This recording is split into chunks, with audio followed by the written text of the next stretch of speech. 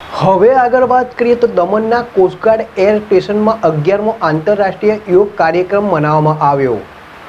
દમણના coast guard air સ્ટેશનમાં 11મો આંતરરાષ્ટ્રીય યોગ કાર્યક્રમ માનવામાં આવ્યો।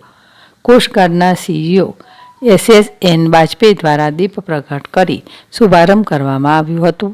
પતંજલિ યોગ સમિતિના સહકારથી કોસ્ટગાર્ડના અધિકારીઓ અને જવાનોની યોગની માહિતી સાથે યોગાભ્યાસ કરવામાં આવ્યો હતો। આ સાથે અનુયાયી હોસ્પિટલ સાથે નેત્ર ચિકિત્સા માટે MOU પણ કરવામાં આવ્યા હતા।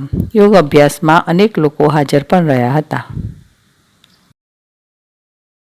11वें अंतर्राष्ट्रीय योग दिवस के उपलक्ष्य में आज दमन कोस्ट गार्ड में एक कार्यक्रम का आयोजन हुआ। 400-450 के आसपास प्रतिभागी रहे और बहुत ही अच्छे से शांतिपूर्ण वातावरण में योग सत्र को कंप्लीट किया गया।